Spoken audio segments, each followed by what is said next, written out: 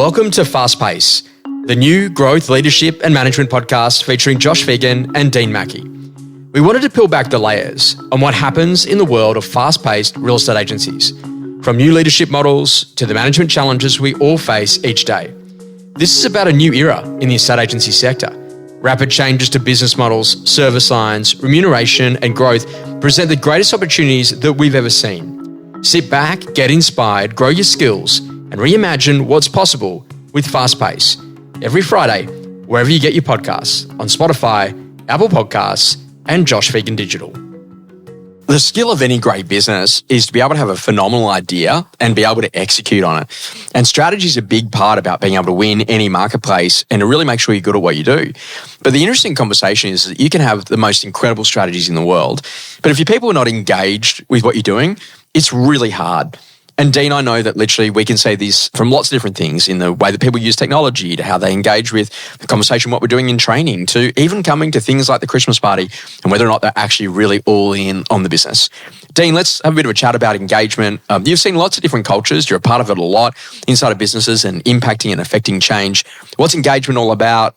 How do you lose it? How do you get it? How do you win it back again if you have lost it? You know, Josh, I think this is an interesting conversation, because I think there's been times at which I've been part of highly engaged environments and everyone is in the boat, if you want to call it that, rowing in the same direction. Everyone's oars are in and everyone's doing their part.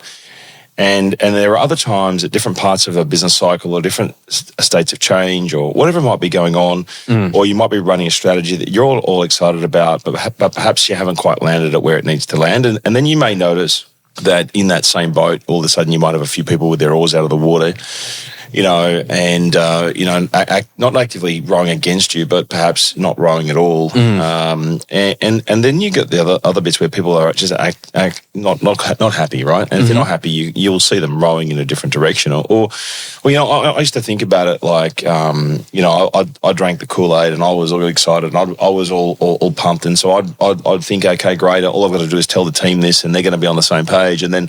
I'm running down the footy field and I'm looking for someone to pass the ball to, but they're all still on the other side of the halfway line, So I think that we probably all had different experiences like that, and if we all have played sport and different things, and if everyone's aligned and heading in the same direction, then a highly engaged team, generally ends up in successful results, right?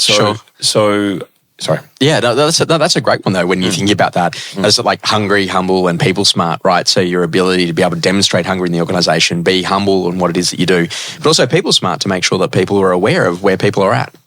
Yeah, look, I think it's an always-on strategy, because different people have different things going on in their life, right? Not everyone's up for the same journey, and it's very hard when you've got a disparate bunch of people trying to bring them into one space and trying to get them all move at the same time. There's often people that are at different stages of life that are prepared to jump in and do things and try new things. And other people are saying, hey, don't move my cheese, I'm sort of at the end of my career and I'm quite happy earning the money I'm earning without necessarily having any disruption come along and interfere with that. So I think over the years, if you think about those people smarts around the things to look out for, and I made some notes to think about, well, what are the things I've noticed when you see people disengage? And there's probably a couple of buckets that you'll pinpoint really quickly. And the first one is just productivity. If you've got people missing deadlines, they're just not, their effort's not as good. They're just, got reduced output because they're perhaps got something else going on. It could even be something in their life personal as the reason why they're disengaged. But looking for the signs of lower output's probably a key one. But the one that stands out really is a negative attitude, right? So if you've got people that are complaining all the time, or their cynicism, or they've got lack of enthusiasm, they just stop communicating perhaps. Maybe they're avoiding meetings, not turning up to training. They're just not participating, or they're just not responding. You go, hold on a minute, there's something else going on here perhaps, So that's just hard work. Yeah. And so when I see those sorts of things, I'm typically going, hold on, we might have a bit of a red flag here. Or perhaps they're not turning up, they're just late, early, you're not turning up to meetings on time, all that sort of thing would generally indicate to me, again, there's something else that's going on, because they're just not massively engaged in what they're doing at that point in time. So they're probably the key ones I look out for. So, when I look at this, I have like a graph that I draw with people, and I say, okay, the first thing is that you've got people that are going through life stages, so from cradle to the grave. And what's it like? Okay, great, you're single, now all of a sudden you're a couple, now all of a sudden you're having a child, now all of a sudden kids are growing up, kids are leaving home, all of those stages. Then also in addition to that, there's a different layer, which is what we got to call life events. And hopefully they're really exciting life events, that you've got. But sometimes they can be really, they can be tragedies, they can be really sad life events that actually occur to you. And so literally that might cause a bit of an attitudinal shift in someone. And then in addition to that, we've then got business cycles. So where is the business at on its cycle? So is the business fresh and new and innovative on the way up, or is it, lagging a bit? Is there a bit of legacy? Is it, is it refreshing? Has it got some heavy weight behind it? And then outside of that, then there's a market cycle. So the market is behaving differently with huge amounts of government intervention. We've just been through the biggest government intervention for the biggest boom that we've ever seen. And now we've got a huge government intervention in a slowdown. And so when you start thinking about those things, all of those are at different stages. And so you might have had Josh who was really engaged day one, but then all of a sudden he gets a girlfriend and he just goes off disappearing, Dean, or has a child, or different 100%. Things occur, right? So it's not always what you're doing in your business. There's often those other things. So it's really like looking into what's really going on. And I've typically found, if you sit down with someone and start getting into that conversation, you can work out quite quickly if it's something that you're doing, the business is doing. Maybe you're at different stages. It could be a lack of understanding. Perhaps it could be education. It could be lots. To your point, it could be they've got a distraction with a family member. It could be lots of reasons that you just don't really know. So I think the thing is not to make assumptions, to actually look for those sort of things I mentioned and go, well, actually, what's going on here? And if you dig deep enough, you might find there is a bigger issue. There might be a part of your business that's off track, or there might be some underlying issue that needs to be resolved. And by the way, it might not apply for everyone, but it might only apply for a small segment of the team. So being careful not to make that lack of engagement everyone else's problem is also very one of the key things I've learned. But I guess there's some things you can do if you're starting to notice these signs. And I think it's the conversation we just talked about. But some of the strategies, I think, it really comes back to things like clear communication, making sure that you got regular meetings in place. People know they can come and talk to you if they need to. And making sure you've got some feedback mechanisms for the team to feel, or people to feel that they can actually raise their concerns. I think that's really important. I think the other thing that helps too, I notice that people get a little bit off track and a bit disengaged when perhaps you're not your recognition rewards are not out there.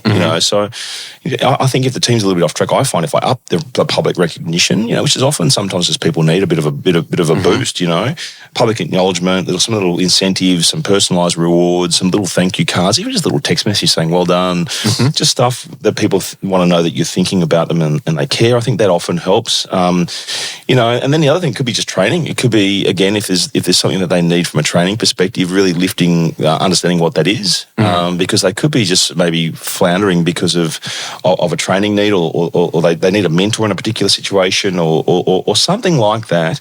Those sorts of things can help get people back on track and back engaged because they feel like they're making a difference or they're progressing. Sometimes I like to give people responsibility. Just to say, hey, Dean, look, we've got these 2 new people that have started in the brand. Hey, what would it take for you to take them under your wing and to spend a bit of time with them over the course of the next 30 days and see if you can get some improvement? And all of a sudden they come out as this breath of fresh air because they feel really valued inside the organisation, right? Yeah, 100%. And so I think when you do that, when you do those things, people take ownership, and they need to be up for it. And they need to be, funny enough, if you ask someone to do that and they're not quite engaged themselves, you'll pick it up pretty quickly because they don't want to do it.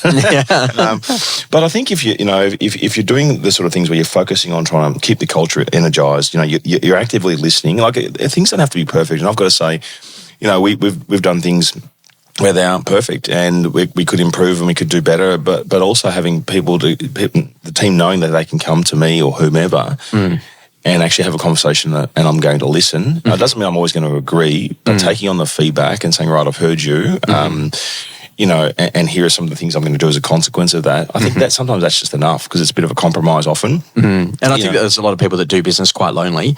And so that ability is to have a chat, go for a walk, get some sunshine together, psychological sunshine. It's like, oh, Dean, I've actually got this issue going on. You're like, oh, mate, I've got a good friend who can fix that for you. And all of a sudden, in seconds, they're down there seeing a chiro, that's fixed all of a sudden their issue with the hip, and the next day they're a new person, right? Josh, I had a phone call today. It's true. I had a phone call today that we had an event last week and off the ball, i.e. a little bit afterwards, I was having a conversation with someone who's been struggling with some personal, even though she's a high performer, been struggling personally with some issues. And, as a CEO of an organisation, it's often in my role, people don't stop off to think that I'm a person too, and I might be struggling with some stuff. So I happen to share. No. Yeah, exactly. But I think for a lot of people, it's you're in this role, you need to be bulletproof. And the vulnerability is actually where the growth happens. Yeah, and I happen to share some of my journey this year and some things I've been struggling with. And, I moved on from the conversation and I didn't quite realise, but today she gave me a call and said, look, I've got to tell you, since I had that conversation, like knowing that you also have similar things it just made me realise that it's not all me and that I can actually improve and get better, and it just helped me,